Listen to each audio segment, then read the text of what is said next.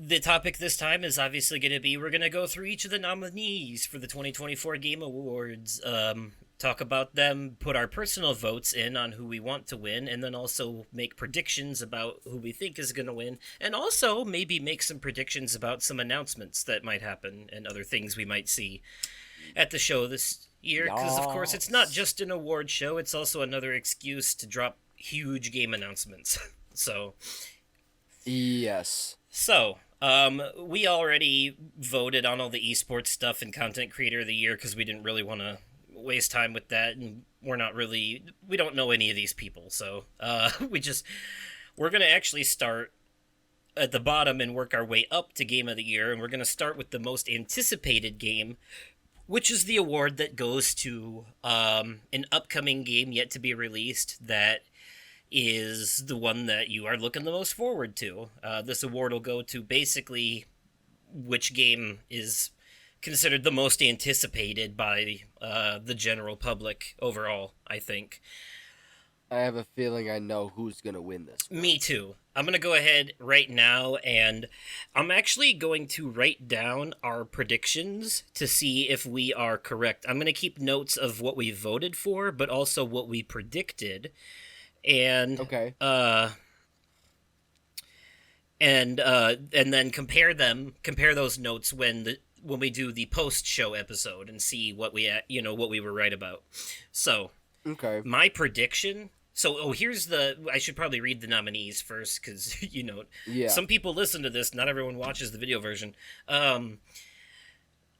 We have Death Stranding 2 on the beach, Ghost of Yotei, Grand Theft Auto 6, Metroid Prime 4 Beyond, and Monster Hunter Wilds.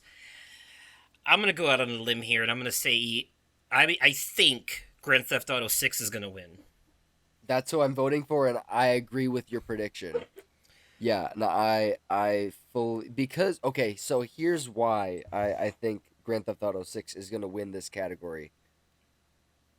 Grand Theft Auto 5 has been out for 11 years.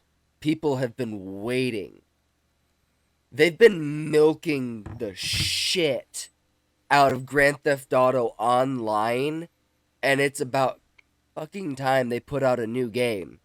So that's why I believe Grand Theft Auto 6 is going to win.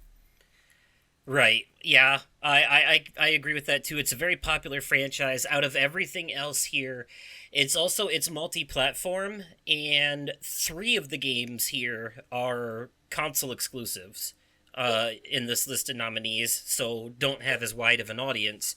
Monster Hunter is very popular. Metroid's very popular. If I had to choose two games on this list that I think don't stand a chance at all, it's Ghost of Yotei and Death Stranding 2 because those are both very niche franchises. And Mm, Ghost of Yotei has a lot of moronic incels angry that the new protagonist is a female. Since Ghost of Tsushima had a male protagonist, and Death Stranding 2 is just it's a Kojima game, so it's only going to appeal to Kojima fans. He's yeah. a very weird man with a very unique style of making games. Anyone who's played Metal Gear Solid knows what I'm talking about. It's I've played a little bit of the first Death Stranding game, and it feels clunky. on purpose because it's you're balancing packages while you're trying to get across the world, and it gets easier as you go because eventually you start building roads um and you can get vehicles to help you traverse, and the it's one of those games where progress is kind of a puzzle. You come to parts where you're like, oh, I need a ladder here to move forward, and you have to balance things. And if you fall and drop your shit, you have to pick it up. But when you finally get to that next station and you unload all those packages into the thing, it's like a huge sense of relief that washes over you. And that's a big part of the game. That's a huge part of it, rebuilding this world, delivering packages. But then there are parts where these giant blob monsters come out of the ground and you have to fight them off with your guns, or you get there's a whole boss battle part that takes place in like a World War II zone against a very creepy Mads Mikkelsen in a giant spider web. It's so weird. Interesting. Um, yeah. It is a very odd game, but it's got such a beautiful soundtrack. It's right up my alley though, this type of weirdness. And yeah, that clunkiness is definitely intentional in one of the parts. That's why you have to like hold the shoulder buttons to balance when you're like going up and down hills and shit so you don't fall Mm-hmm. and stuff like that. It's supposed to, but then when you later you can get upgrades for like mechanical legs you can put on or upgrades for your back so you can start carrying more and more stuff safely and it'll feel less and less clunky as you go Makes sense. and Yeah. get those upgrades that you need. Yeah. So, but yeah, this is a world where you can't kill other people or they'll explode and put a giant crater in the ground, and that's more blob monsters will come out Right. of it. So that's why they give you weapons, non-lethal weapons too, which is a very Kojima thing. Because in Metal Gear Solid, you can choose to kill people or tranquilize them, and there's actually rewards for doing non-lethal playthroughs. Okay. So, um, but yeah, my vote I think is it's between Death Stranding 2 and Ghost of Yotai, the two that most likely won't get it, but I'm gonna go with Death Stranding 2. That's right up my alley. You already know what I'm Um, voting for. oh, I'm 100% sure I knew it was Grand Theft Auto Absolutely. 6. Yeah. All right. Next here we have the best adaptation, which is the, show or movie based on a video game. And the nominees are Arcane, based on League of Legends, Fallout, the Amazon Prime show, Knuckles, the spin off of the Sonic movies, Like a Dragon Yakuza, the show on Prime named after the same game, and Tomb Raider The Legend of Lara Croft from Netflix, which is an animated series based on the newer Tomb Raider Okay. games, I think. Um, Out of all of these, I am both going to give my vote to and predict that the winner is going to be Fallout. And my reason for that, well, Arcane might take it too. Arcane has a strong chance, but I'm going to go for Fallout because Fallout did something different than other adaptations do that I think a lot of people appreciated, and it created a new story in an existing world. It squeezed new characters and a new narrative into an already established universe without breaking the continuity of the already existing Okay. games. So I would say in that it's actually less of an adaptation and Spin-off. more of a no more of a Okay. part of the story, like a kind like a canonical entry in the overall Okay. Fallout lore is what I would say it is because I mean, and it calls direct things to. There's like a whole flashback scene where you see all of these like rich overlord dudes talking about all these vaults they want to make and the experiments they want to perform on people down there. And then in the Fallout games, each and every last one of those vaults they're talking about in that scene exists in the games, and you go in them and you find out about the horrifying experiments that they've done.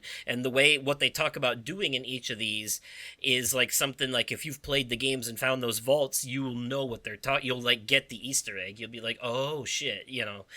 Um, so yeah, that also like you and I talked about it, and I distinctly remember that we were both pretty disappointed in Knuckles. Dude, okay, so I don't even know why that got nominated because at one point, oh, hold on.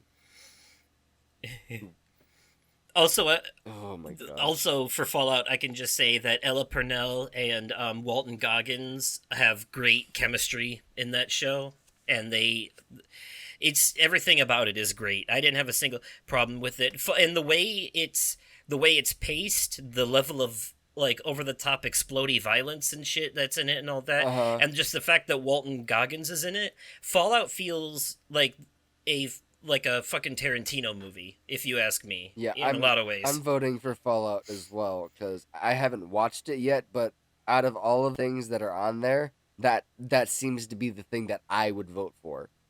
So Yeah, here's my you here's should my watch it my though. You will like it. You don't even have to have played the games to enjoy Oh, I it. know. I know you'll like it. Not I'm waiting to find time to sit down and watch it with Sarah. Let's see. Okay. So here is my beef with Knuckles. Okay. Mm-hmm.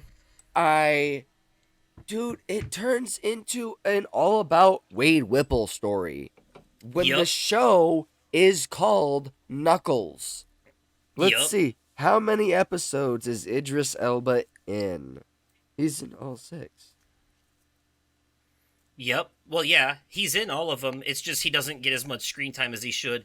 I remember we talked about it. The show starts off good and then it really devolves into something really fucking stupid. It gets really stupid. It's part of its problem, Mm-hmm. you know. And it's not the fun Jim Carrey kind of stupid that carries the movies. It's just stupid, stupid. No, it's yeah. Um, that whole standoff scene in the middle of the road was dumb as fuck. The whole thing was absolutely It moronic. I really hated it was. so much. Yeah, it really was. Um, but yeah, Arcane I think does stand a good chance though because even people who would never even think of touching League of Legends a day in their life have genuinely enjoyed that show. It stands on its own because it's a lore based show that's about one of the characters from the game, and it just it kind of it stands on its own as a original story. Um, but I've heard from like a Dragon fans that and Tomb Raider fans that the those two shows are pretty divisive. I think out of everything here, Fallout is the only thing that has gotten universal praise altogether. Okay. So Yep. Casting my vote for Fallout. all right, tell us about what are the we are on now best multiplayer. You want to read these nominees? 1 second. So we have for best multiplayer Call of Duty Black Ops 6, Helldivers 2, Super Mario Party Jamboree, Tekken 8, and Warhammer 40,000 Space Marine 2. I I strongly feel like this is going to go to Helldivers 2. Although the game may have lost some of its traction recently, when it first came out, it was like the thing everyone was playing. Um, and it's a live service co op game where you and other players Mm-hmm. work together to fight off alien bug creatures. And it's happening in real time. So, like, while you're away from the game, working or sleeping Mm-hmm. or whatever, it's entirely like other players in other parts of the world are still fighting these monsters. And it's entirely possible that you can wake up the next day and one of the human planets have been destroyed by the alien bugs. Like it's a real time ongoing thing. Um, It sounds interesting. yeah, a lot of people seem to like it. It's on PlayStation and PC. It is a PlayStation game. It's published by Sony Interactive Air- Entertainment. So it's developed by Arrowhead Game Studios, published by SIE Sony Interactive. Um, okay. so so yeah, there's that, and then let's see. We actually have and even though Call of Duty is also on PlayStation, it is a technically Xbox owned franchise now. Yes.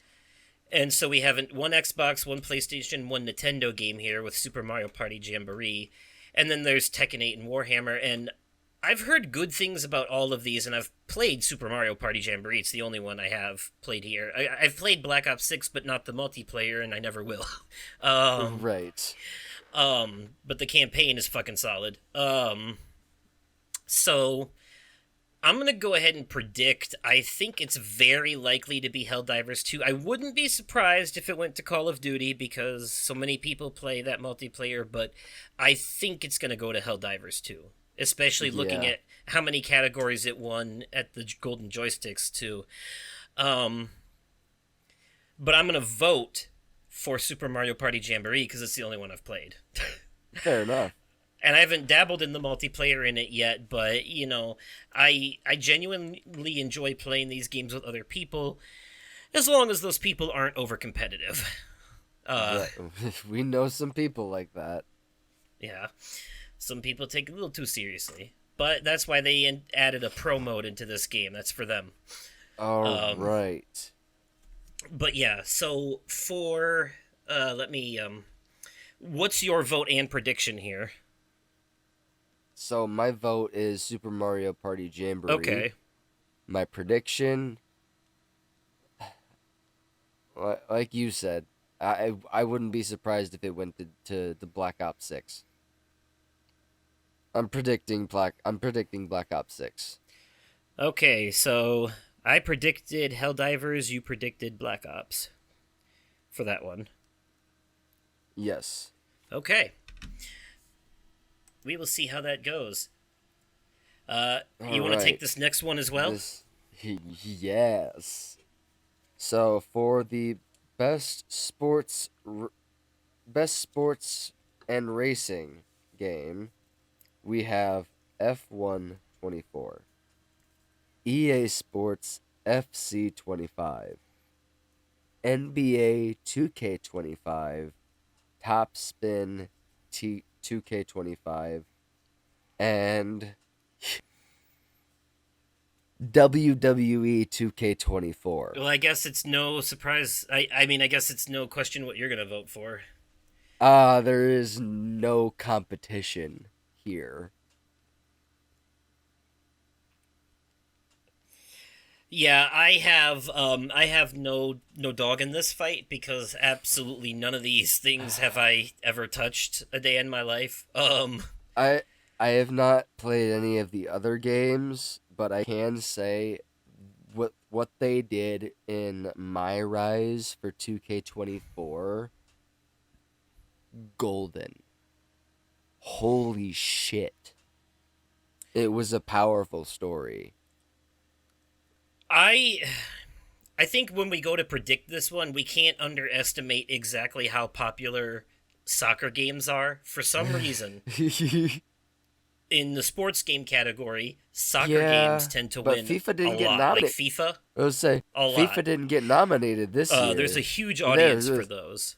Um, I would also maybe argue yeah, that NBA being a basketball game also stands a high chance. I would be surprised if F1 won, and I'm going to go yeah, ahead and write off Top Spin right away because that's a tennis game, and I don't think the audience for that yeah, is that big, but I could be wrong. I mean, it's nominated, but it also sometimes I feel like some of the nominees are yeah. there because they Fair. didn't have a huge pool to pull from in that Casting my vote. category either. So, um, I know your vote is for WWE 2K24, obviously, but Prediction. prediction wise, what do you think stands the highest chance here? You're more of a sports guy than I Uh, am, so. I know wrestling is getting popular again, especially with the fact that they're going to be streaming on Netflix come January.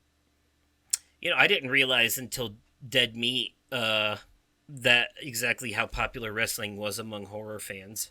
Yeah. Undertaker is a very, very big spectacle in that, and Bray Wyatt. I think I'm going to vote for that, by the way, just to throw a bone your way, and because I don't care about this category in general, but Yeah, no, I want to say WWE 2K24 wins, but uh, it's a toss between NBA 2K25 and EA Sports FC 25. gotta plant your flag on one of them. Yeah, NBA. Okay. I'm gonna say NBA. Yeah. I'm gonna go for the wild card, and I'm gonna predict the soccer game. Okay. We'll see how that pans out. Right. Maybe we'll be surprised and Okay. WWE wins.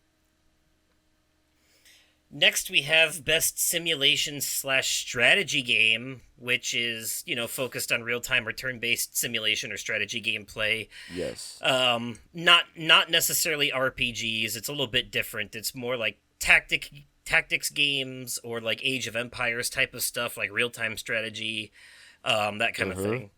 So we have Age of Mythology Retold, Frostpunk 2, uh, uh, Kanutsugami Path of the Goddess, Manor Lords, and Unicorn Overlord, which is an Atlas game. and I haven't had a chance to play it, but I kind of want to. It's a tactics game, looks cool. I have played some of Kinutsugami Path of the Goddess on the Xbox. That one is basically a kind of a tower defense game Okay. in a way. You're kind of like you're placing, you have your character, the goddess herself that you play as, and your goal is to like try and defend these little towns from these invading creatures and stuff, and you're like going to different spots on the map and using the resources you've earned to like recruit different soldiers and put them in different Hmm. spots on the map to kind of like fight back the waves of enemies that come in, and you have like a time limit to get set up for each round, and then after the round you can use the resources you earn from that round to buy more soldiers and do upgrades. And yeah, it's basically a real-time tower defense game with some like action combat mixed in. It's really cool. um it's the only one I've played here, and I kind of like what I played of it, so it's probably going to get my vote. um it would have been between that and Unicorn Overlord for me, because even though I haven't played it, it's an Atlas game. Frostpunk, I know a little about. I've never heard of Manor Lords, but Age of Mythology Retold, we saw that advertised at an Xbox event earlier this year, and I'm pretty sure that's that like Greek Yeah. mythology, Age of Empires Yes. style game. So, I so I'm gonna vote for Kinutsugami, but I'm gonna predict Age of Mythology. No, no, I'm gonna predict Frostpunk 2 wins because the first one was really popular, and that's my reason. I am gonna vote for Unicorn Overlord. Ooh. Why? Because the name sounds cool. Fair enough. And what do you predict? What do you think if you had to I, choose I here? don't know much about any of these games, so We'll take a shot in the dark. Frostpunk 2. We'll go with that. Uh, because it looks like it might have a really big fan base. That's my I do reason. know I do know the first one is pretty popular. I think Dylan's played the first one, really liked it. Okay. All right. Since you're the family man, you want to take best family game category?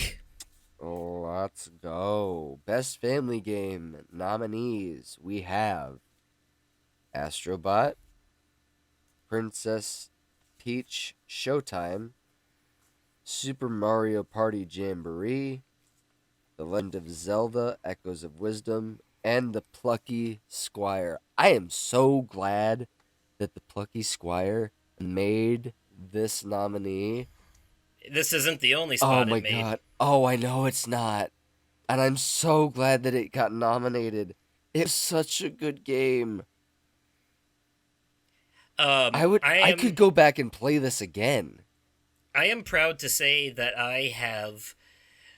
um I have played every game on this nominee list. Nice. 3 of them are Nintendo Switch games. Yeah, I've played a little bit of Princess Peach Showtime. I have not. I've played a lot of Astrobot. Mhm. I haven't played Super Mario Party Jamboree or The Legend of Zelda Echoes of Wisdom yet. I'm looking forward Yet. to playing the new Mario Party with you eventually. Yes, um yes, that will be after. That'll. I think that'll be after Christmas. so mm, yeah, this is a rough one for me. You know what one I'm voting for. I'm voting for the Plucky Squire because one, I've played the entire game. I've beaten it. It holds up. It's so good. But I think I'm gonna vote for the Plucky Squire, but I'm gonna predict Yeah, I'm gonna predict that Astrobot is gonna sweep the Game Awards. Yeah, so I think not only am I going to cast my vote for Astrobot here, but I'm also going to predict it for best family game. Nintendo games, though, Nintendo has the highest chance of winning this category with 3 games in it and all that, and them being family games. And with some of these not being in other categories, like, they might want to show love to Zelda somewhere, so that probably has a chance. But my reason for predicting Astrobot is I've heard so many stories. Like, one of the podcasts I listened to, one of the hosts is a dad, and he talks about, like, his kid isn't old enough to play games yet. He's like 2 or some, but as he's sitting there, like, in his kid chair or whatever, and he's playing Astrobot on the TV, and the baby's watching it, the baby is enjoying the spectacle of the game. He's That's he's awesome. he's into it. And it's like he's like, I'm sitting there, I'm unlocking these characters, and it's bringing joy to me. It's like something about That's that game. adorable. Something about that game in general, it just triggers that part of your brain, the little wind-up monkey that goes nuts when numbers go up. You know, Yes. it, and it's like every time you find one of the bots and rescue them, that little chimp starts clanging his cymbals. Uh-huh. And Yes. I think that just translates to everyone, regardless of your age, and if you even know how to hold a controller in the first place. Right? Um, Yeah, I agree with that eh, statement. Yeah. That's the there's best way just to something describe about it. it. That being said, though, like, even though best family game, sometimes you would think family game might go to something that families can play together. So I think Super Mario Party Jamboree has a high chance there too, what with it being multiplayer and all. But Yeah. I think I'm gonna both vote for and cast my prediction on Astrobot here. Uh, Seems like a likely scenario to me. Okay. Next category. Uh, you want to take this one too? Best fighting Yeah. game. Best fighting game. The nominees we have are Dragon Ball Sparking Zero, Grand Blue Fantasy vs. Rising, Marvel vs. Capcom Fighting Collection Arcade Classics, Multiverses, and Tekken 8. Yeah, and Multiverses is that free to play one with all the WB owned project characters fighting each other from different things like Looney Tunes, Wonder Woman, Game of Thrones, Batman, Rick and Morty, you know, uh, all kind of shit. Uh, It's kind of like a free to play Smash Bros with Warner Brothers I, characters. isn't it like a live service game though? In a way, yeah. Um, my prediction is that this is either going to go to Dragon Ball or Tekken 8, Yeah. I think. I heard Tekken 8 was one of the best games of the year when it first came out, but as they've started updating it over time, the multiplayer section in particular has kind of lost some of its edge. Like, they've made changes that people aren't happy Okay. with. Um, but overall, I've heard good things about it, like, in general. I've even heard some people calling it their game of the year. Oh, jeez. Okay. Um, but Dragon Ball Sparking Zero is another, like, I've heard good things about that too. I'm I haven't I haven't really heard a lot about the others, so I'm gonna vote for and predict Dragon Ball Sparking Zero. okay. Yeah, I kind of figured you were gonna vote for that one because you showed interest in it when we saw trailers for it earlier in the Uh year. You were huh. like, I kind of want to play that. Yeah. Um, It's been a minute since I picked up a Dragon Ball game. so I think then I'm gonna both vote for and predict Tekken 8 in this category. Okay. Is what I'm gonna go with. I grew up on some of the Tekken games, so I have a little love for them, although I haven't played them in forever. I'm not a big fan of traditional fighting games, but Right. No um, worries. all right, best RPG. Ooh, okay. Ooh. So here we have some big ones here. Ooh. Okay. Dragon's Dogma Okay. 2, um, Elden Ring Shadow of the Erd Tree, Final Fantasy VII Rebirth, Like a Dragon Infinite Wealth, and Metaphor Rifantasio. So, I have only played Final Fantasy and Metaphor here. I have a strong interest in the Yakuza franchise, but I will it. But when I do finally go to play that, I'm going to play them in order, so it's going to be a good long time before I ever touch the Like a Dragon games, as they're the more recent Right. ones. Um, Dragon's Dogma 2 I have not played, but I do want to play at some point, though. My mom has played it. I think she finished it and um, really enjoyed it. So, and I know a lot of people really liked it when it came out. I listened to a lot of podcast people talking about it, saying how much they liked it. There were certain aspects of it that they didn't like, but overall had a really good experience. So, um, Final Fantasy VII Rebirth is kind of divisive. It has done well and it's nominated in a lot of categories, 7 in total, ironically enough. Um, so I won't be surprised if it wins, but there is a lot of the complaints I had about it, about the runtime padding, open world crap, and badly designed side quests and all that, is a shared complaint among a good portion of the fan base. So we'll see. So yeah, you had a lot to gripe about on that one. But that doesn't mean I didn't like it overall. I still gave it, I think, an 8 out of 10 in the end. So Yeah, true, true, true, true. Yeah. I did like it overall. There's just that game has a speed bump in the middle of it where the progress kind of grinds to a halt and it gets really annoying. It's somewhere between like chapters 9 and 11 and it really pissed me off, and then once I get through that part it got good again. So Fair it's enough. just there's a pacing issue, and some of the side quests are great, but then you have shit where you're like dragging a can to lure a chicken back to its farm, and that kind of shit irritates me because that just feels like a waste of my time. The game feels like it doesn't respect my time sometimes, but then when it does, this is Final Fantasy VII Rebirth is high highs and low lows, if that makes any sense. What it does right, it It does does. really, really well, and what it does wrong is really bad, you know?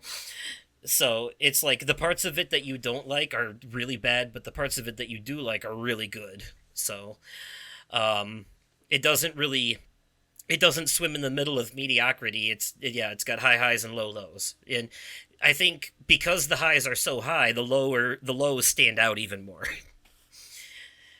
The bad parts of it stick out like a sore thumb when the rest of it is so good.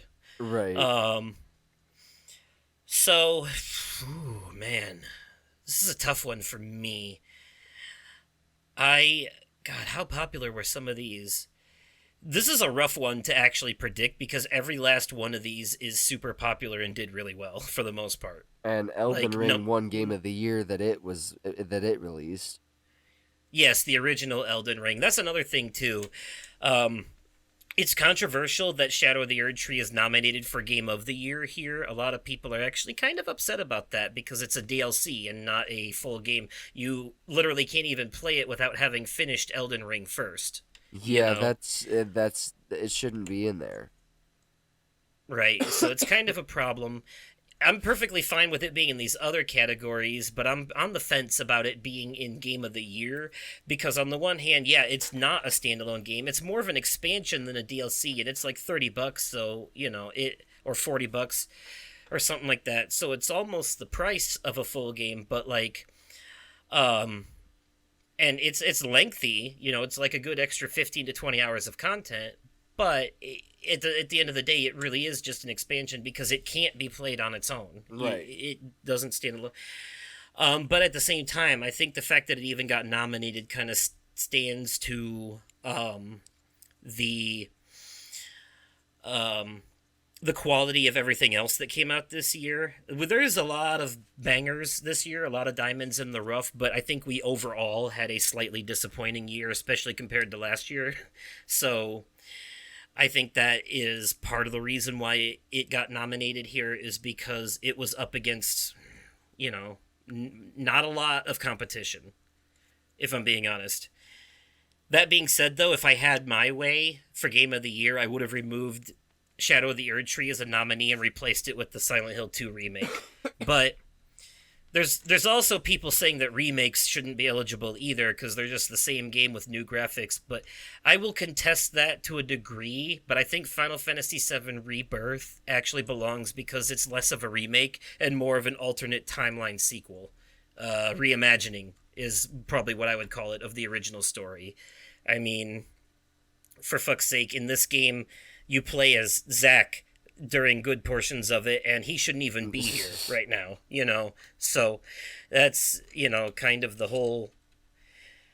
Anyone who's finished the remake, they understand. They broke the fourth wall and explained it all at the end of the game, so. It's not. This Rebirth is not a remake, it is a alternate timeline reimagining. So I think it counts because it basically is a new game. They change enough that it's completely different. Um, while still following the same story beats. My vote here is going to go to Metaphor Refantasio. I think that's what I'm going to go with for sure. But I'm going to predict. I'm going to I'm going to predict Dragon's Dogma Okay. 2.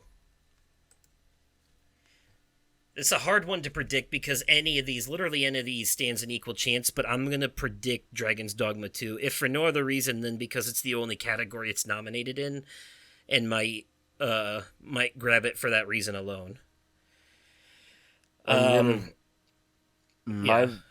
I'm placing my vote for Final Fantasy Rebirth because I have played some of Final Fantasy VII Remake and I'm hoping to get to this at some point. Right. Yeah, you'll like it. Uh And but I'm going to predict mm, I know, this is a hard one. Everything here is so popular and loved. There's not a single, with the exception of a few caveats people have with the games themselves, nothing here is really like considered outright I'm bad. gonna predict Elden Ring Shadow of the Erd Tree It's probably a safe prediction. because it won Game of the year the source material came out. Yeah, yes it did. Okay.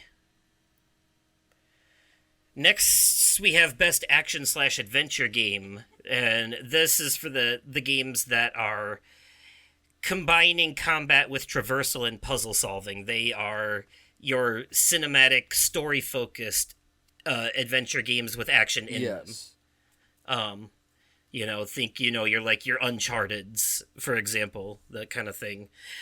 Um, so here our nominees are Astrobot, Prince of Persia: The Lost Crown, Silent Hill 2 remake, Star Wars Outlaws, and The Legend of Zelda: Echoes of Wisdom.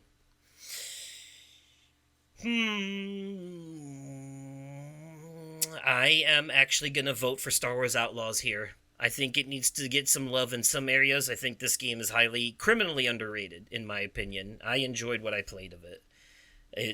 And now that it's gonna put that patch out, that'll make it more accessible to everybody. Hopefully, more people will play it and also love it.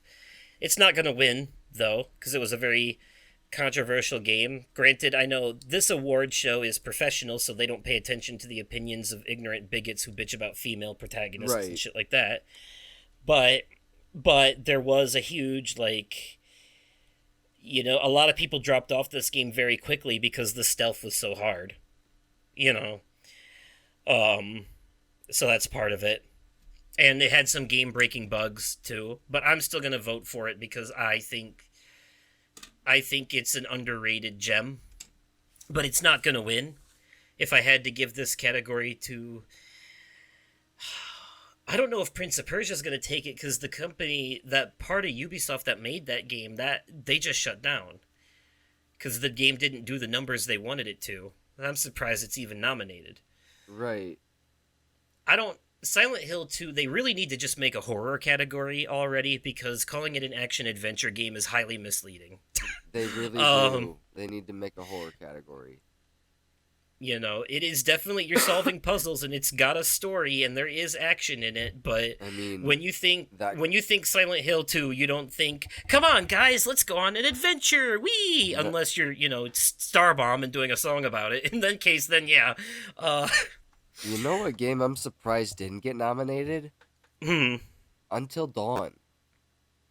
They probably didn't want to give that much attention to something that is just a shot-for-shot remake, aside from a few changes. You know what I mean? Notice there's Yeah, absolutely no remasters nominated for anything anywhere. yeah, true. The only reason Final Fantasy VII and Silent Hill 2 get a pass is because they changed so much that they're basically completely different games. And they're also, keep in mind, those are remakes of games that were on old platforms like PS1 and PS2, so they are like completely rebuilt from the ground up. Okay, Whereas yeah, un- fair. unt- Until Dawn is just a visual upscaling of an already existing thing, and they add some extra cutscenes, but otherwise it's basically the same game. Okay. Um, Alright. but yeah, I'm gonna, like I said, I'm gonna vote for Star Wars Outlaws here. Prediction wise, yeah, I'm gonna predict Astrobot in this one too. I think you're right. I think it's gonna sweep the Game Awards, but you know what? It's probably gonna be one of those cases where it sweeps the Game Awards, but then doesn't win Game of the Year. You know what I mean? Like Red Dead Redemption 2 swept the Game Awards in 2018, but then God of War won Game of the Year. Yeah, But yeah, I'm gonna vote Star Wars and predict Astrobot Best Action I'm Adventure. gonna do the exact same. Vote Star Wars Outlaws and predict Astrobot. I'm surprised you're not voting for Prince of Persia. I played some of the demo Mm-hmm. and I was not impressed. It is a Metroidvania, so it's not like the old 3D platformer. That's what I Um, was expecting. yeah, I was no, not no, expecting a side scroller. yeah, no. This is a Metroidvania game, and Metroidvanias are almost always side scrollers, like Hollow Yeah, Knight. I Uh, was not impressed with the new Prince of Persia. yeah, those are the games where you have to it's making progress is kind of based on finding the right equipment and then going back to areas that you've previously been to move forward, you know, from there once you found the right thing, that kind of thing. But yeah, Metroidvanias aren't really my cup of tea either, unfortunately, but I did respect what I played of it. All right, here we have best action game. You want to take it? Yes. We've got for best action game. The nominees we have are Black Myth Wukong, Call of Duty Black Ops 6, Helldivers 2, Stellar Blade, and Warhammer 40,000 Space Marine 2. So, believe it or not, I wouldn't normally do this, but I think I'm actually going to vote for Black Ops 6 here just based on what I've played of the campaign. It's quite fun. I've played some of Stellar Blade as well. I did rent it from Gamefly. I didn't get very far in it, but Stellar Blade is like if Near Automata was a Souls like. So it is a little difficult. I do want to go back to it at some point, but I'm not sure if it would be my first choice here. That being said, though, if I had to pick who I think is actually going to win this category, it's probably either Stellar Blade or Black Myth Wukong. Yeah, probably. Best action game. Those are both Souls likes, and that's a very popular thing. And as far as action games go, however, though, Warhammer 40,000 Space Marine 2 did get a pretty big cult following. Like I heard a decent amount of people talking about how like genuinely fun that game is, and it's like super underrated apparently. So who knows? It might. Um, a lot of the stuff here stands a good chance. I think my vote though. Well, actually, do I want to vote for Black Ops or Stellar Blade? Yeah, I'm gonna vote for Black Ops. Screw it. I am gonna vote for Black Myth Wukong and predict Black Myth Wukong. Okay, so you're both voting for and predicting Black Myth Wukong here. I'm gonna Yes. vote for Black Ops 6. I'm going to predict Stellar Blade. Okay. Um, yeah. That, yeah. I This think is all that's. this is all you, dude. Next category is Best VR, Virtual Reality, or AR, Augmented Reality Game. They have Arizona Sunshine Remake, Asgard's Wrath 2, Batman Arkham Shadow, Metal Hellsinger VR, and Metro Awakening. I've only played Asgard's Wrath 2 because it's the only one I have access to. Metro Awakening is on the PSVR 2, and it's part of the Metro series, which is a series I like, but I don't have the PSVR 2. And Batman Arkham Shadow is exclusively on the MetaQuest 3, and I only have the Quest 2. I would love to play it, but Asgard's Wrath 2 is really fun, though, from what I've played of it so far. You're just like a warrior going after Loki. It takes place in like Greek mythology, and you're swinging weapons in real time. You can actually have throwable weapons that you can throw at enemies. Some of the best VR mechanics I've ever experienced because it actually like locks onto enemies when you throw shit and stuff. Oh, that's So awesome. even if you throw awkward, you're not gonna miss your target. Like as long as you're aiming in their general facility, it'll go for it. So, yeah, it's pretty fun. It's one of those games I didn't get sick at all while playing it either. But then when I got out of the headset and sat down for a minute, it hit me like a fucking ton of bricks out of nowhere. Like I I was believe it. fine. I was fine the whole time I was playing it, and then the moment I stopped playing is when it finally I was like, ooh. But that's my fault because I've taken like it's been a while since I've done like a big VR game like that. And Yeah. I lowered my tolerance for it by not doing it as much as I used to, so I need to get used to it again. Um, Yeah. I really want to play Batman Arkham Shadow, but I don't. Like I said, don't have the MetaQuest 3. I'd like to see it win, but since Asgard's Wrath 2 is the only one I played so far, I'm gonna vote for that. But I also think it's gonna win because it's a very popular. Every time I go in the headset on the store and I look at the page for that game, it's got like all these accolades of like it, five out of like 5 stars, 10 out of 10, perfect game. Like one of the most popular VR games ever made. So I'm gonna go ahead and assume that one's gonna win. Um, and here's a rare case, by the way, of a game that came out last December being nominated, because remember the cutoff point is November. So, and very rarely do they ever pay attention to December games, but this one, it actually is so good that I think that's why it squeezed its way in here, and that's why I also think it's going to win, Okay. quite honestly.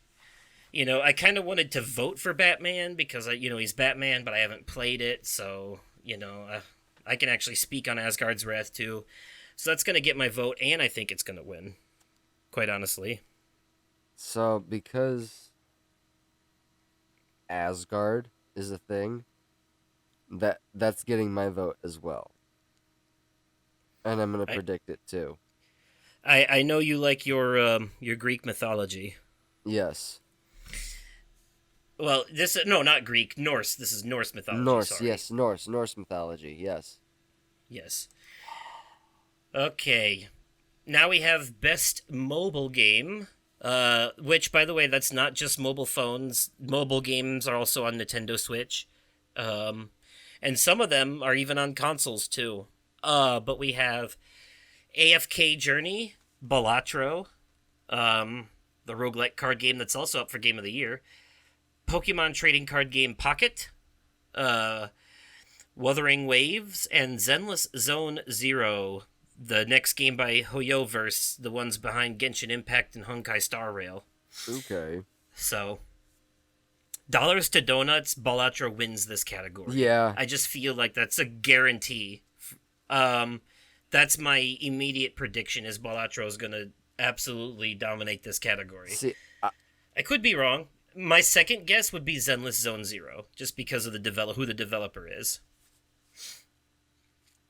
yeah. So I have Pokemon trading card game Pocket on my Uh huh. phone, and it's really cool. Like every 12 hours you can open a another like booster pack of cards, and you have like a collection of Pokemon cards in your phone.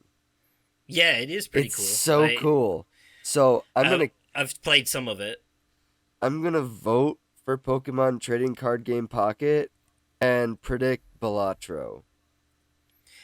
and I'm gonna vote for Zenless Zone Zero because I've played some of it, and I like the Hoyoverse games, Genshin Impact was kind of like Zelda Breath of the Wild mixed with a Tales of game. Honkai Star Rail was like a turn-based RPG Final Fantasy style game in a sci-fi setting, and this one is kind of, it's hard to explain. This one is like a apocalyptic kind of heist setting where you play as characters that get transferred into a different area, and they have to fight off these like demon creatures in order to get back to the real world. And that one's more of like a real-time action combat game. So each time they do something a little different, and these games are all completely free to play, and they can all be downloaded and played on PlayStation on the PS5. Um, and Genshin Impact just made its way to Xbox recently too, so they're expanding. So yeah, much like you, I'm going to predict Balatro, but I'm going to vote for Zenless Zone Zero here because I do enjoy my anime style action RPGs, especially when they're Mm-hmm. free. you know, and this is Hoyoverse is really good at making games that feel like full games, like full length RPGs that you can play completely for free.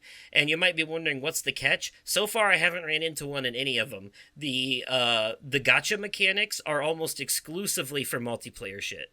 So, but the single player campaign can be played pretty much from start to finish without spending a dime. And I appreciate Right. that about them. Best debut indie game. This is the category for an indie game that is this developer's very first game They ever. did it with Um, Stray, and they did it with the Plucky Squire. They made a good decision to put the Plucky Squire on PlayStation Plus day one. yes, I I loved agree. this game. I'm going to cast my vote for the Plucky Squire, and I'm going to predict Balatro. Yeah, I see Balatro taking home a bunch of awards here too, but um, I'm actually going to take a different route here, I think. I'm also going to vote for the Plucky Squire in this one, as I agree that it deserves it. I have played some of Pacific Drive, by the way. It was a Gamefly rental, and that is kind of like a survival game where it takes place in a well, basically, it takes place in a sort of apocalyptic world where there are these like alien creatures, and your job is to kind of like drive from point A to point B, but since there's survival mechanics, every once in a while you have to stop places to like repair your vehicle, put new tires on it, put gas in it, rest, find food, stuff like that. And it's got accessibility options. You can turn all that shit off if you just Mhm. want to enjoy it like a normal game, but it kind of defeats the purpose, but that is an option there. Um, and I thought it was pretty interesting what I played of it. Not exactly my cup of tea, but I think it's very ambitious, and a lot of people Yeah. did like it. My vote's going to be for the Plucky Squire, but I'm actually going to assume Animal Well wins this, and the reason why is because Animal Well is a Metroidvania game created by a popular Okay. YouTuber named Donkey, and I think that might kind of give it a little bit of a boost here. Um, so yeah, uh, so yeah, Plucky Squire vote for both of us, but you predict Balatro, I Okay. predict Animal Well on that one. I think. All right, now this one is best indie game that's not debut, and looks like we have a couple of repeats. Would you like to? Yeah, so you can be the best debut indie game and the best indie game if your game is that good. Right. Would you like to read these ones? Yeah. Best independent game nominations are Animal Well, Balatro, Lorelei and the Laser Eyes, Neva, and UFO 50. I'm voting for Neva here. It's the only one I've played some of, and it's got such a beautiful art style, beautiful story, really fun gameplay. It is a side scroller, but don't let that deter you because it's not a Metroidvania or anything. It's a you and your little wolf companion are traveling across the right side of the screen. I mean, if you like Mario and Sonic, you can't really complain about side scrollers in general. Right, yeah, no, definitely not. Um but yeah, but this one's not a Metroidvania. It's just it's basically an art game. It's more of an experience than anything. Um, if it has two difficulties, normal, which makes combat just like normal combat, and easy, which gives you like basically makes you invincible, so you can just enjoy the story. You still have to do the combat, but you can't lose.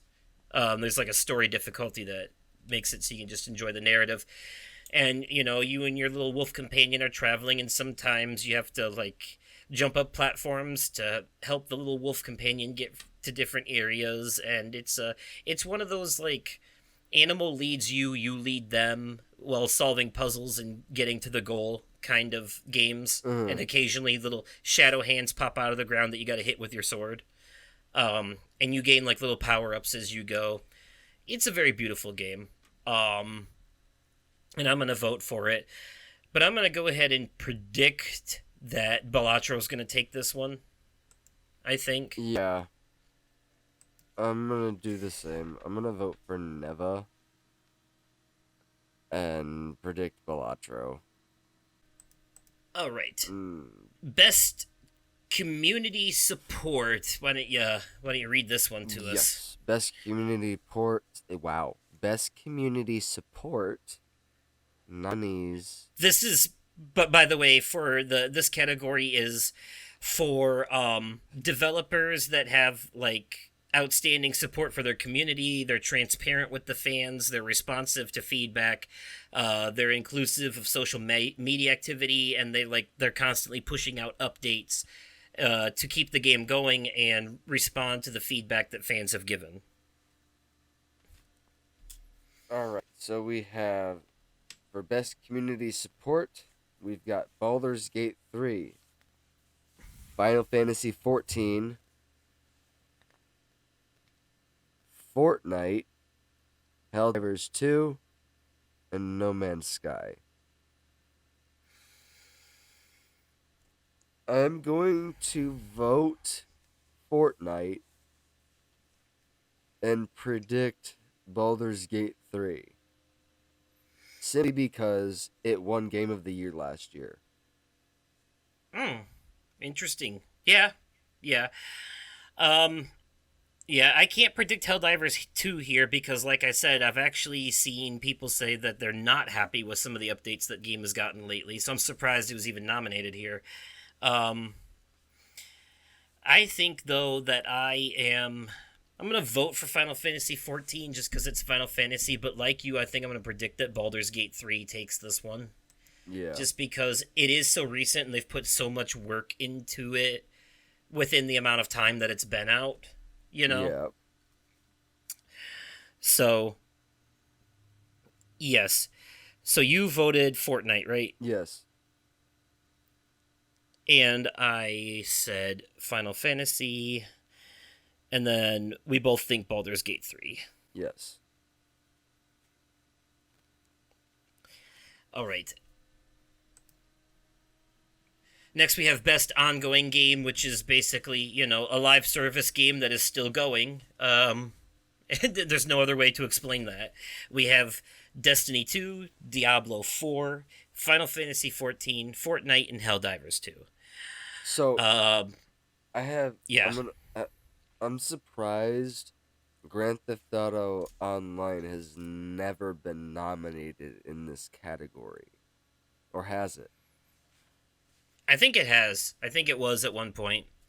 I don't. What's interesting is this is where Elden Ring Shadow of the Erd Tree should have gone because this is where Phantom Liberty went for Cyberpunk 2077 last year.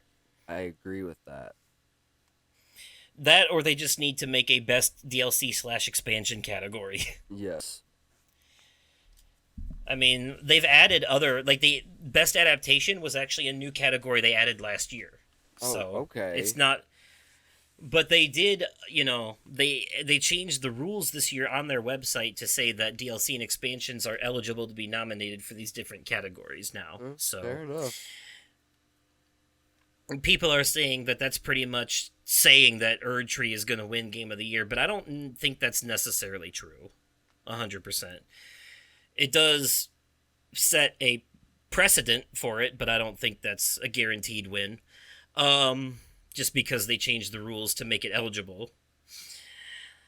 Fair enough. But yeah, I'm gonna vote once again for Final Fantasy 14 here, but I'm gonna go out on a limb, and I think this one's either gonna go to Helldivers 2 or Diablo 4. So I'm gonna vote Fortnite, and I'm going to predict Diablo 4. Yeah, I gotta plant my flag on one of them. I think I'm also gonna predict Diablo 4 for this one. Okay. We'll see how that goes. The Games for Impact Award, one of my favorite categories. These are for the games with a thought-provoking, pro-social meaning or message. A forward-thinking message, proper LGBTQI plus representation, disability representation, or or even just the story in general had a like it says thought-provoking or pro-social message in it. So games that deal with things like mental health and serious stories, themes like death and stuff like that. So we have Closer the Distance, Indica, Neva, Life is Strange Double Exposure, Senua's Saga Hellblade 2, and Tales of Kenzura Zao. I can already tell you why the last three are in there. Indica's kind of hard to explain because I've played that one, but I haven't finished it yet, and it's really the story, like what exactly is going on in that game is very hard to explain. But it's very much, it's a game about a nun who feels out of place among the other nuns. She's kind of a shun and outcast, and she's dealing with some mental health issues that project themselves as old arcade games that you kind of play in her mind, while you're going through this game doing other stuff. And apparently she's being tortured by demons, but whether it's actually demons or some kind of metaphor remains to be seen. But and Life is Strange Double Exposure, a lot of forward thinking pro social stuff in the Life is Strange franchise. That's no secret. Hellblade 2 is all about mental health, shrouded in a Norse mythology metaphor, much like the first game. And Tales of Kenzura Zao was a game that the guy who made after his father passed away, and it was kind of his way of expressing his story. So That's okay, yeah. I think Life is Strange Double Exposure is hardcore getting my vote here, like hands down. That's not even a competition for me, and that's saying a lot because the first Hellblade was my personal game of the year in 2017. So, but yeah, this new Life is Strange game is something else, man. It's just up there. If I had to predict, though, I actually think Life is Strange might win this category. If I'm being honest. I'm gonna vote for Life is Strange Double Exposure. However, I am going to predict Senua's Saga Hellblade 2. Really? Okay. Yeah. That's an interesting prediction. All right, innovation and accessibility. This is, for the games that have really good accessibility options to make it easier to play. you know, options to make it so disabled people can play easier, people who are colorblind can play easier, people on lower skill levels can play easier, that kind of thing. Call of Duty Black Ops 6, Diablo 4, Dragon Age The Veilguard, Prince of Persia The Lost Crown, and Star Wars Outlaws are all here. I'm just going to go ahead and say I'm going to vote for Dragon Age here simply because it's the only category in the entire show it's nominated in, and I want to give it some love somewhere. So Fair enough. that's my choice for it. I didn't know Prince of Persia: The Lost Crown had accessibility options. Huh. I wonder if you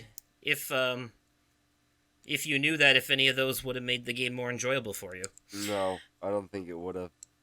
I'm so used to the old style of Prince of Persia. Fair enough. If I had to predict though, well, let's see. Star Wars Outlaws is coming up with an update to make the game easier for people, so I don't think it has the accessibility options it thinks it does right out the gate.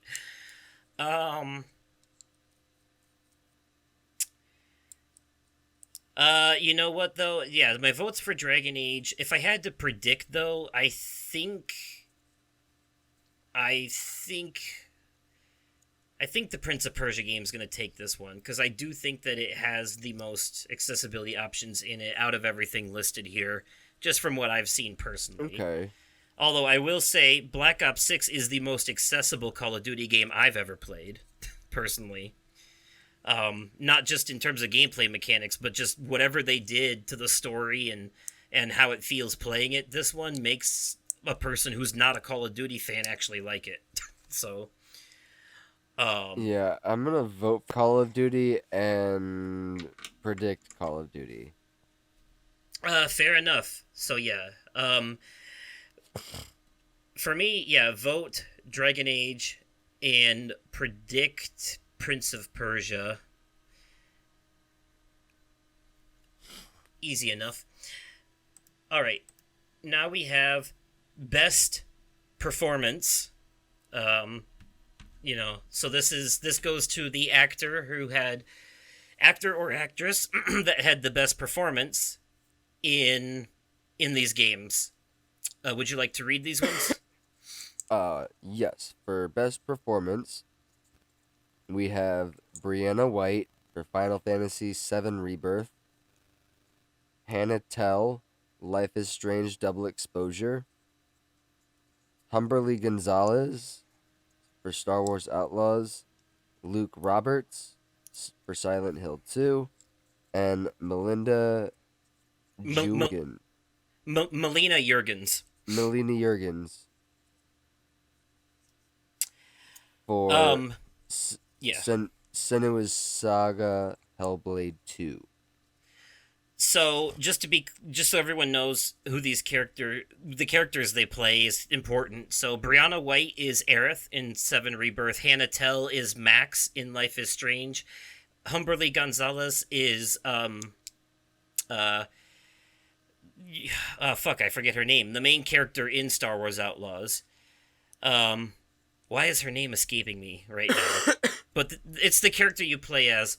Luke Roberts is James, the main character in Silent Hill 2 remake, and Melina Jurgens is Senua in the Hellblade games. So all of them except for Brianna White play the protagonist. Brianna White plays Aerith. Melina Jurgens actually won in 2017 for her portrayal of Senua in the first Hellblade. I remember that. It was considered phenomenal acting for the time because she put her real life mental health pain into the performance. And that does stand out here too, but it's kind of a one-trick pony situation where the sequel is just more of the same rather than building upon it, you know.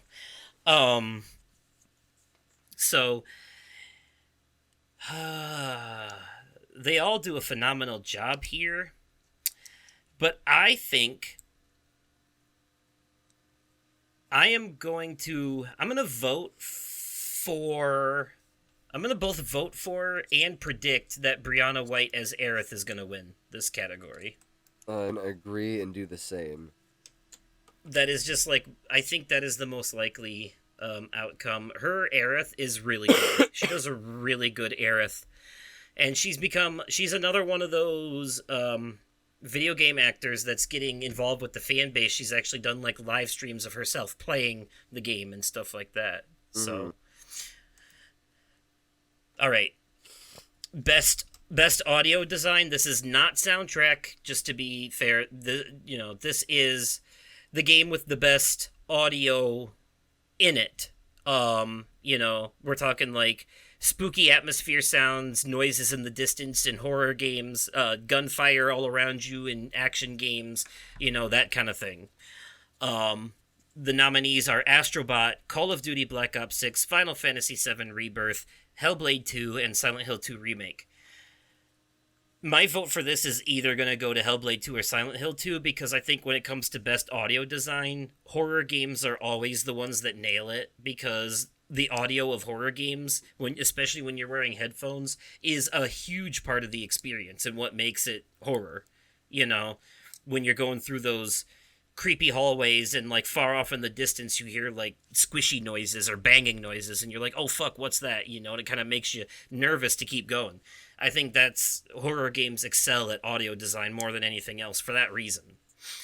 um and I think as much as I love the voices in her head aesthetic of the Hellblade games, again, this is another, like, they've been there, done that already with the first one, so in the second one, it's just more of the same. It's not really new or innovative anymore. So I'm gonna vote for Silent Hill 2 here because the sound effects in that game, the atmosphere, the music, the oppressive feeling, like this is a game where I'm loving every bit of it, but continue to struggle to move forward because it's just so oppressive feeling, and the audio design is a huge part of what makes that. Even without headphones, honestly, it's so well done. So I'm gonna have to give that to that one. But if I had to predict who wins this category, that's a hard one because these all have great audio design. Um, but I'm gonna predict Hellblade 2 gets it because of the voices in her head mechanic. I think it still stands out. Is a unique thing that no other game Yeah. does. So that I'm gonna predict that one wins that. Um, how about you? I'm gonna vote for Astrobot, but like you, predict uh Senua's Saga Hellblade 2 wins. Okay. Now we have Best Score in Music, aka Best Soundtrack. This one is focused on the music of the games. Would you like to take it? Yes. Best score and music we have Astrobot, Final Fantasy VII Rebirth, Metaphor Refantasio, Silent Hill 2, and Stellar Blade.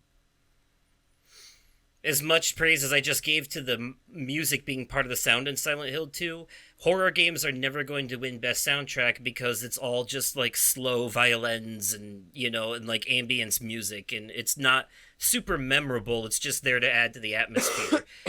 the the games that win this category are games that have like the most memorable soundtracks, the bangers, the bops, the stuff everyone's talking about.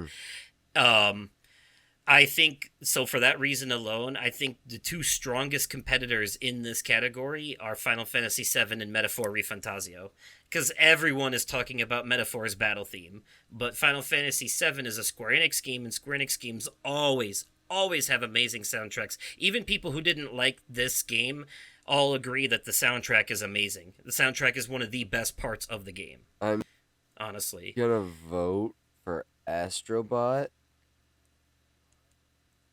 but I am going to predict Final Fantasy VII Rebirth. And I also think Astrobot has a good soundtrack too, especially the way that it remixes music from PlayStation games when you play Uh those huh. levels. Like just the way that they throw Kratos saying "boy" in that one song before the Oh beat my drops god, in it that was level so is fun. genius.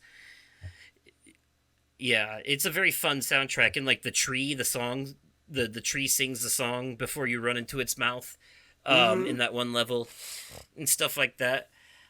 That being said, though, as much as I love the soundtrack for Metaphor and all Persona games and stuff, to me, almost nothing tops Square Enix music and specifically Final Fantasy soundtracks. Um, I just think they're like the best of the best that video game music has to offer in general. So not only is that going to be my vote, but it's also going to be my prediction Okay. for that category as well. Best art direction. This is, for the game with the best not necessarily graphics, but best like art style, like creative art style or visual and technical achievement in like artistic design and animation. Um, and here we have Astrobot, Black Myth Wukong, Elden Ring, Shadow of the Erd Tree, Metaphor Refantasio, and Neva. And if I think anything on this list deserves to be here more than the others, it's definitely Metaphor and Neva, because they both have unique art styles compared to the rest of these. Astrobot looks really good, don't get me wrong, but it's practically comparable to the best Mario games on Nintendo Switch in terms Mm-hmm. of shiny visuals. Um, Whereas Neva and Metaphor both go out of their way to do something different and unconventional, and I think that deserves more recognition, personally. And Black Myth Wukong and Elden Ring just look like every other Souls like game, honestly, to me anyway. I love the stylized art style of Metaphor though, so I think that's actually going to be my vote for this Okay. category for best art direction. And honestly, I'm gonna make a wild prediction and say that it actually even wins this category. I I know that's probably not likely, but I'm gonna guess. You know, Uh, I am going to vote Metaphor Fantasio, he does have such a cool art style. and I'm going to predict. I'm going to predict Metaphor Fantasio as well. Okay, It does have a cool art style. So all much right, that I might actually want to play it. yeah, and if you enjoy Pokemon, then you're not completely against turn-based combat. So, Exactly. and it does use a lot of the same things, like elemental weaknesses. Like if an enemy's weak to fire, then you want to try to use a fire-based attack, that kind of thing. Mm-hmm. So, Nibbler, all what are right. you staring at? Would you like to take best narrative? Yes. My We're cat's. getting we're very close to the end here. Best narrative nominees we have are Final Fantasy VII Rebirth, Like a Dragon, Infinite Wealth, Metaphor Refantasio, Senua's Saga Hellblade 2, and Silent Hill 2. So I'm going to actually vote for Silent Hill 2 here because the story of Silent Hill 2, they don't change much in the remake, but the story of it is really good because it is about a guy who goes to this town looking for his missing wife who he knows is already dead, but he just something draws him here anyways. And then everyone who's stuck in this town, him included, the things that they see and go through are all manifestations of their own personal demons. And it's got some great twists. It's got some great like visual metaphors for what the characters go through, and it's got six different endings depending on how you choose to play the character. Like if you allow yourself to be low on health a lot and you don't care about yourself and you don't like fight back a lot, you might get the ending where James unalives himself and gives up on everything. If you pay a lot of attention to Maria when you're with her and go out of your way to, like save her from monsters and stuff, you might get the ending where you leave town with her. But if you don't pay a lot of attention to her or you let her get attacked by monsters a lot and stuff, you might get the ending where you leave town with the little girl instead. It's so many possibilities. And then when you replay the game, there's hidden items you can find that unlock even other more endings. One where you get abducted by aliens, one where you find a secret room and find out that a Shiba Inu is controlling the whole thing, and other stupid shit like that. So, it's crazy. So, I shit you not. There's actually an ending to a secret ending to Silent Hill 2, and they kept it in the remake where you can find a hidden room where you go in, and there's a fucking dog sitting there on a control panel with a headset, and it just reveals that this whole thing's been controlled by a dog the whole What the time. hell? You know. I know it's weird. It's weird. The goofy endings are considered non-canonical, like the secret endings, but like there are like three like canonical endings you can Okay. get. Um, yeah, two endings where you leave and who you leave with depends on how you play the game, or one ending where you unalive yourself at the end. So depending on the shit that you do. So I'm gonna go ahead and give Silent Hill 2 the best narrative here as my vote, but my prediction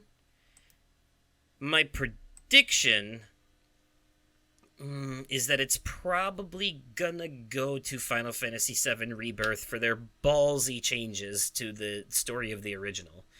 Is it controversial and divisive? Yes, but did they do it well?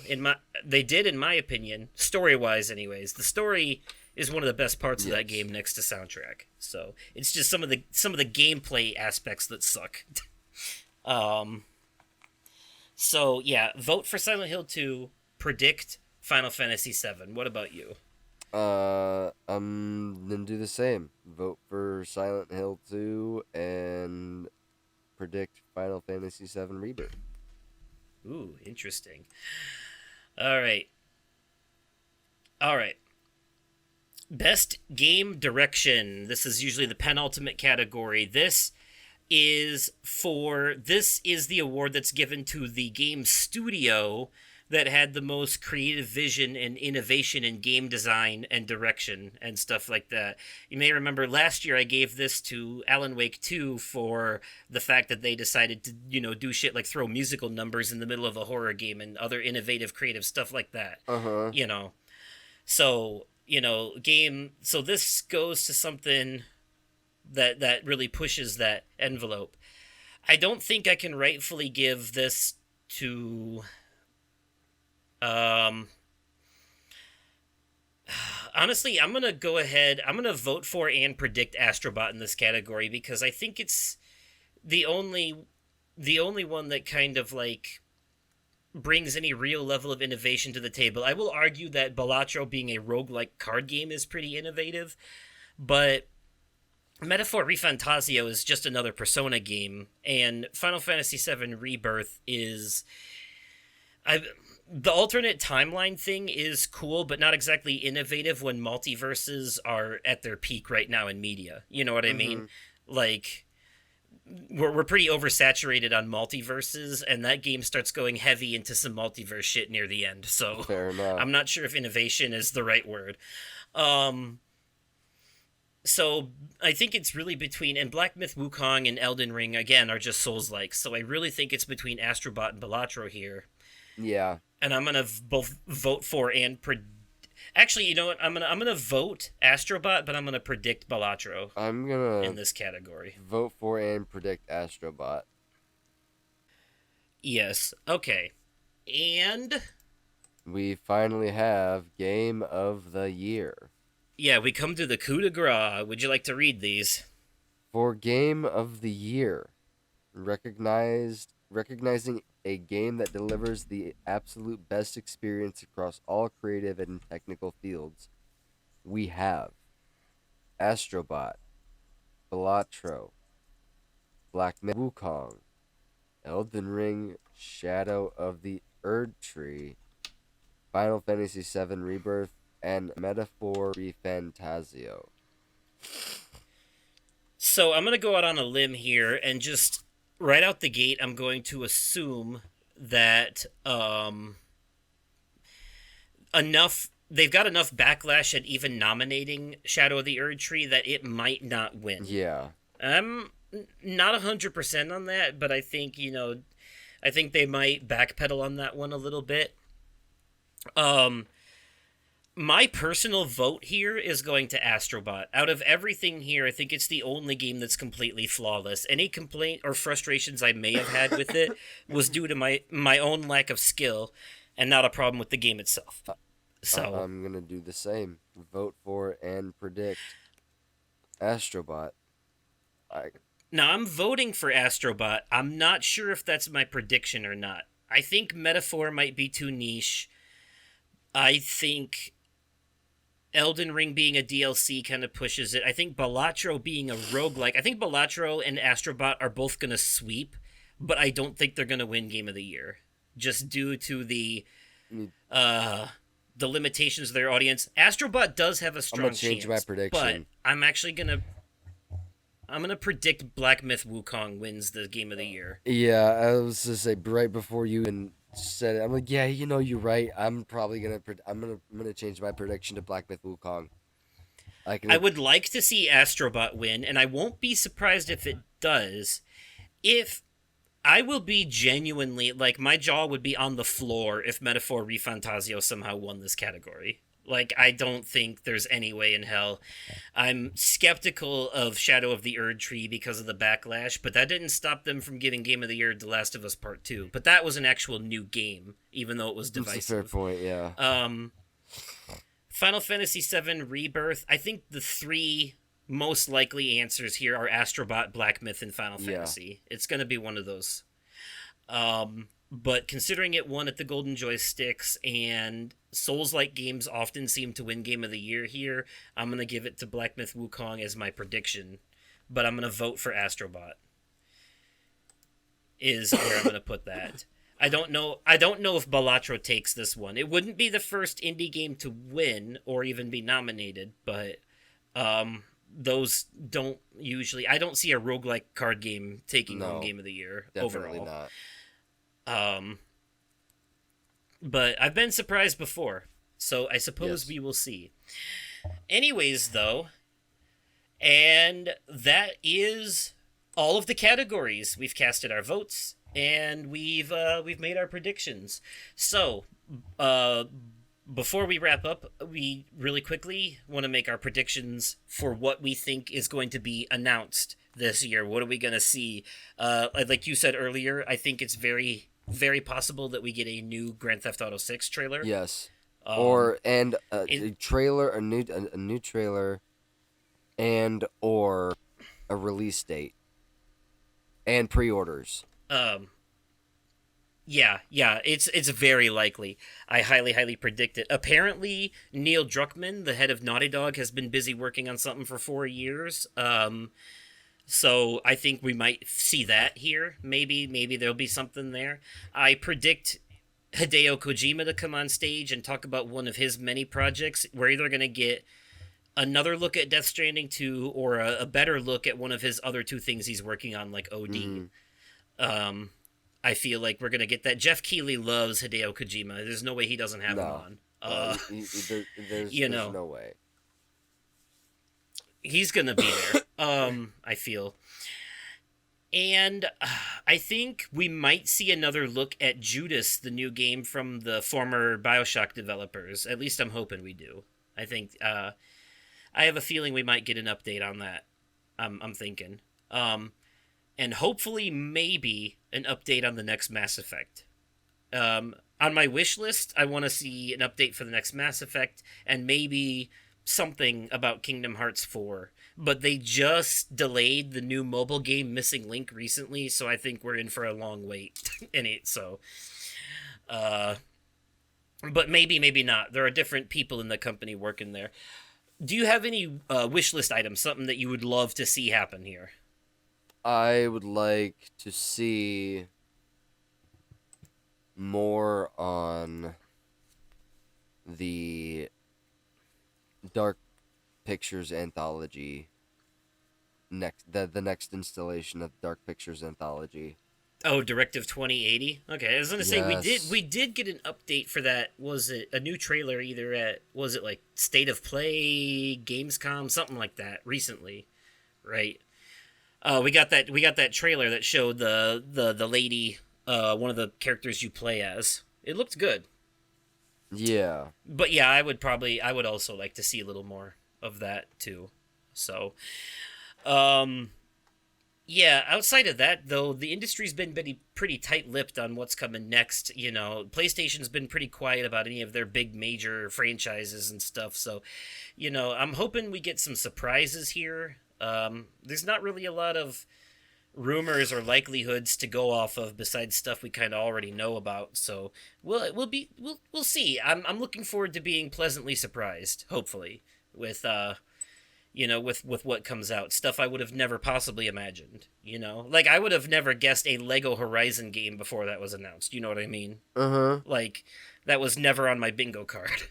um, so all right. Well, that's it then. That is our votes and predictions for this year's Game Awards.